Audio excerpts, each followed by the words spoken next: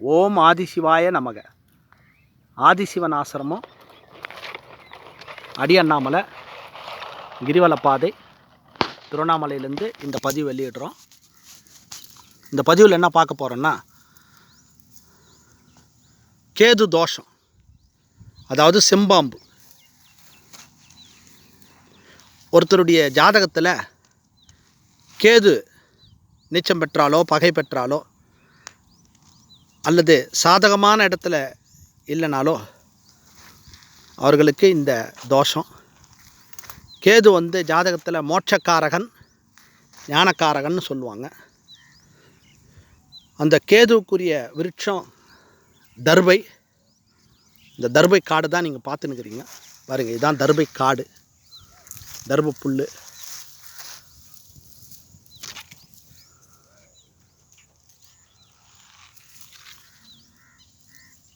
இந்த கேது கிரகத்தினுடைய உலோகம்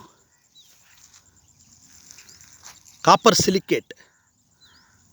அதாவது சிலிக்கேட் என்பது மணல், காப்பர் என்பது செம்பு. செம்பும் மணலும் சேர்ந்தது. அதை துருக்கல் என்று சொல்லுவார்கள்.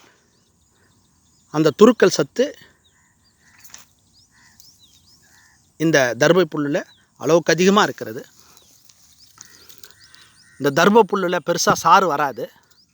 இருந்தாலும் இதை அரைச்சி அதில் இந்த பாதரசத்தில் சாறு விட்டு மணி ஆக்கிட்டா, அந்த மணியை கழுத்தில் அணியிறதன் மூலமாகவும் கையில் வைத்து கொள்வதன் மூலமாகவும் இந்த கேது தோஷம் என்று சொல்லக்கூடிய மோட்சக்காரகன் பலம் பெறுவான். இந்த தோஷம் முழுமையாக நிவர்த்தி அடையும். ஒருவர் மகா புண்ணியம் செய்தால்தான் மோட்சம் அடைய முடியும். ஆனால் இந்த தர்பப்புல் கையில் வைத்திருந்தாலே மோட்சம் அடைய முடியும். அதனால்தான் இந்த சந்நியாசிகள், சிவயோகிகள் இவர்களெல்லாம் தர்பப்பாயிலே தவம் செய்வார்கள். அத்தகைய பலம் வாய்ந்தது இந்த தர்பை புல். இந்த கேது பற்றியும் தர்பை புல்லை பற்றியும் மேலும் விவரங்கள் பெறுவதற்கு எங்களுடைய ஆதிசிவன் ஆசிரமத்தை தொடர்பு கொள்ள வேண்டும். ஓம் ஆதிசிவாய நமக. நன்றி, வணக்கம்.